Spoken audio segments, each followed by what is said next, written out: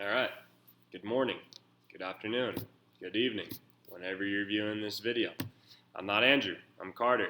I'm going to try to do a good job at explaining everything within this week for second hour with our doubt series. And so this week in our doubt series, we're going into artificial doubt. And so just to recap, I know 2 weeks ago, we looked at experiential doubt, so doubt that has to come from our experiences that make us question God's character.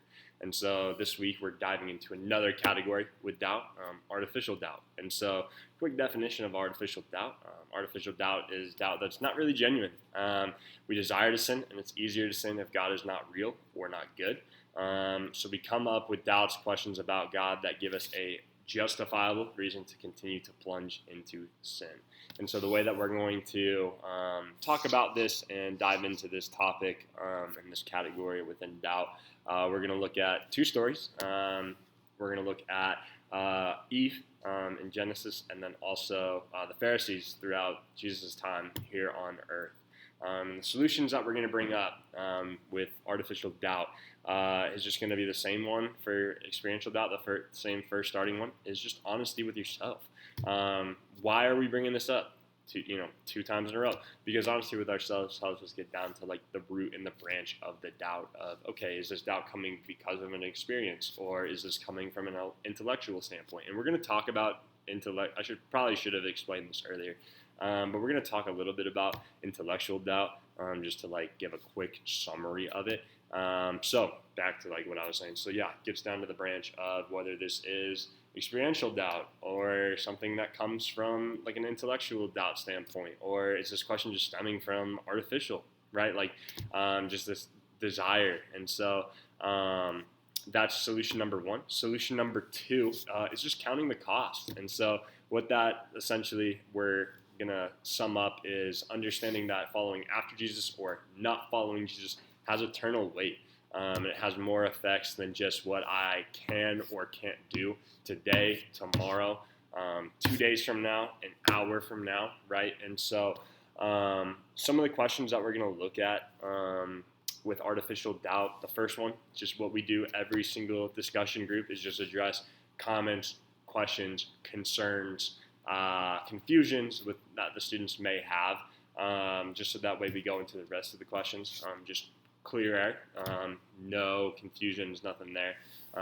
So if there aren't any, then you guys just jump right into these questions. So question two, which of these three types of doubts do you think is most common, or do you think they are all roughly equal? And so what we're trying to get out of this is it's an opinion-based question. So like we just want to see where students are at, what they're thinking, like what's their thought process.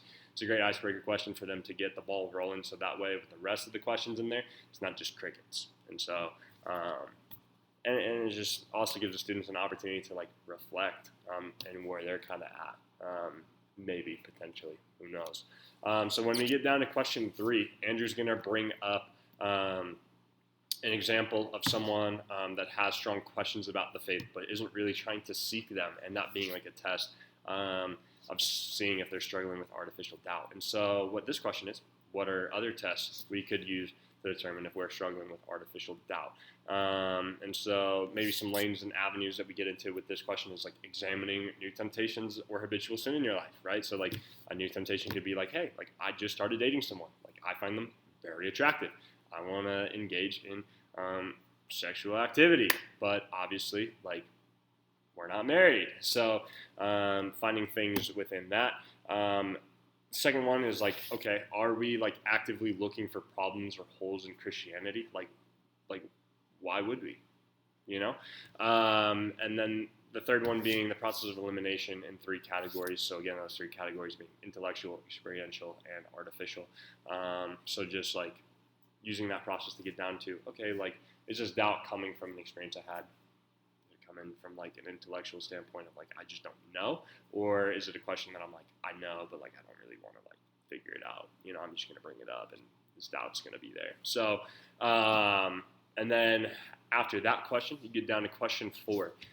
What might we be nervous or aware of when warning others, even ourselves, about what's at stake in leaving/rejecting Jesus? And this goes into the second solution with counting the cost. And so basically some avenues and some lanes that people and well, the students might be nervous or aware of is like, okay, being overly threatened. Like, yeah, someone flipping out because of that warning.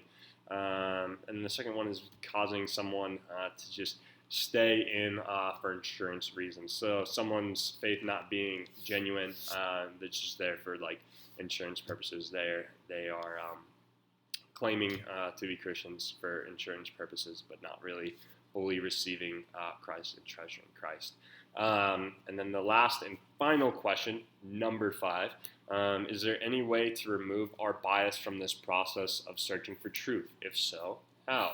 If not, how can we work around it? And so lanes that might get brought up, well, obviously everyone accuses Christians of wanting the gospel to be true, and non-Christians of not wanting the gospel to be true. And so what Andrew and I kind of came up to the summary of on this is it may not be possible to fully remove bias in that, but it's something that like we can be like constantly aware of. Like it's great to be aware of that in guiding those conversations. And so we're going to see what the students come up with there. And so those are the questions, the 5 there that we're going to have. Obviously, if you feel like maybe like the middle school students are like, oh yeah, number 5, not going to be a good question to bring up. Dive into a little more deeper into some of these other questions. So that's it. That's all I got for you guys. I know it's like a 7-minute video, but can't wait to see you guys on Sunday. Have a great night, great rest of your weekend, and we'll see y'all Sunday. Go.